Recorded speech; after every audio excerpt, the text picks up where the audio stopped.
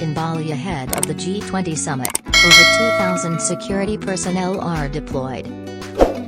Inspector General of Police Putu Danu Putra, the head of the Bali Police, has directed the deployment of 2,514 police officers in a series of security drills leading up to the G20 summit, which will take place in Bali in November.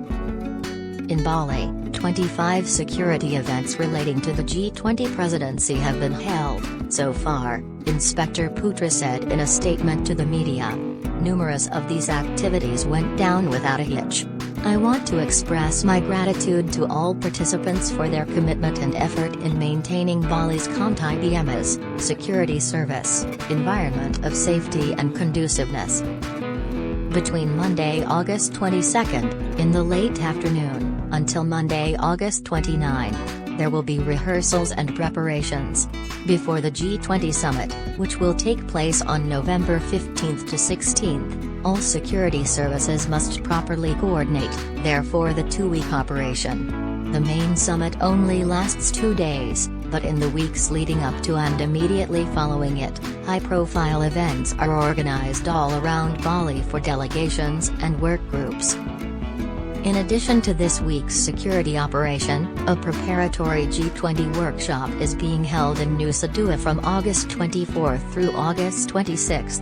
Recover Together, Recover Stronger to Close the Gender Gap is the subject of this year's G20 Ministerial Conference on Women's Empowerment, MCWE. Over 1,600 individuals were invited to the event, including VIPs and delegates from each G20 country, according to Inspector Putra. 6 cities will host the G20 summit in November, while a further 4 will host gala dinners. Any of the 10 field trips that are scheduled in the days leading up to the event are also open to delegations and their families.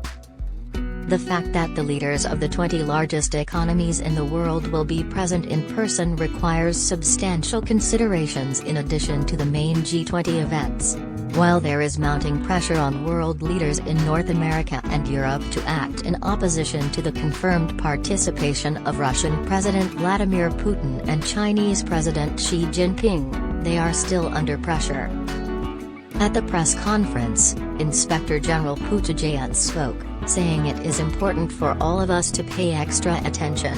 Any staff members must be especially prepared to secure all events that take place as November's activity peak approaches.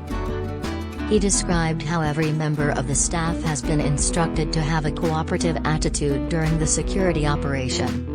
He wants to make sure that everyone working there is actively involved in fostering a sense of security in the Bali area, not just for the G20 delegates but also for the local populace and those tourists who will be passing through Bali at the time. Inspector Jaya, who confirmed the size of the operation, stated that 2,514 people, including members of the Bali Police and BKO from the police headquarters, were participating. Additionally, other security elements and relevant stakeholders backed this operation. International security teams will also need to work with Bali's security forces, including the police, army, and government security agencies.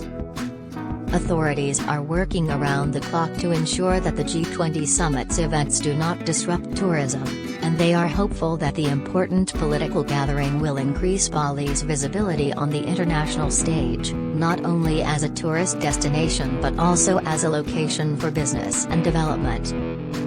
In an effort to reduce crime against tourists, Bali Police and the Traditional Village Authority, Banjar, over the weekend began a number of new routine patrols in the Kuta region. Over the next months, visitors to Bali should anticipate seeing a greater presence of police, the Kalong, local security, and perhaps the military.